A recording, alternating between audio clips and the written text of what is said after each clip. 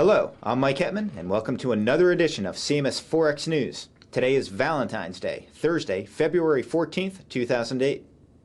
Japan's economy beat expectations, expanding 0.9% for the fourth quarter and 3.7% in annualized terms.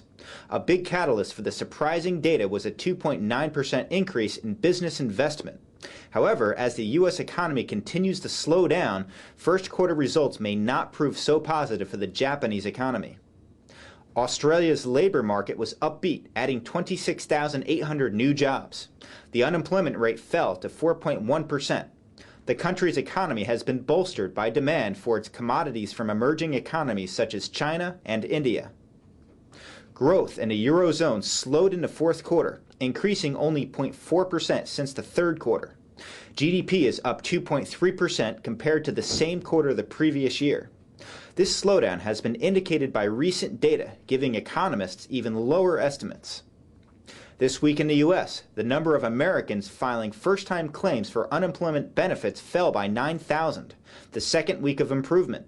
Overall, however, the number is still at an elevated level, consistent with a loosening labor market. The trade deficit in the U.S. narrowed to $58.8 billion, a 6.9% drop, beating expectations of a smaller decline. Exports increased to another record, while imports decreased. The low value of the U.S. dollar abroad is helping U.S. exports. For all of 2007, the deficit was $711 billion, and is the first time in 6 years that the trade balance improved compared to the previous year. The Canadian trade surplus shrank in December to 2.4 billion Canadian dollars, the lowest in 9 years. Exports fell 3.1%, while imports rose 0.7%, deteriorating the trade balance. For 2007 as a whole, Canada's trade surplus with the world narrowed from $51.3 billion in 2006 to $49.7 billion, the lowest level since 1999. The dollar-yen pair initially reacted well to the better-than-expected trade balance figure. However, as U.S. stock markets fell as the day progressed, the pair was pushed down by an increase in risk aversion. The testimony by Fed Chairman Bernanke, when he said the Fed is ready to lower rates further to help growth, was not able to alleviate the bearish day in U.S. stocks.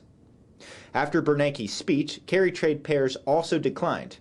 The Aussie yen, for example, fell during New York trading despite the favorable employment report. It had climbed around 200 pips from yesterday's low, prior to this downturn in investor sentiment. The euro-Swiss franc also fell with the increased risk aversion. The euro-dollar pair rose today, continuing its recent uptrend. So far in this week, the pair is up 120 pips, as Bernanke's comments infer that interest rate spreads will continue favoring the euro. Tonight, New Zealand will reveal its retail sales, followed by an interest rate decision from the Bank of Japan. Overnight, the Eurozone will post its trade balance. Tomorrow, the U.S. will reveal data on manufacturing, industrial production, capital flows, and consumer confidence. Canada finishes off the week with a report on manufacturing shipments. And that is all for Forex News today. For CMS Forex, I'm Mike Hetman, and happy Valentine's Day.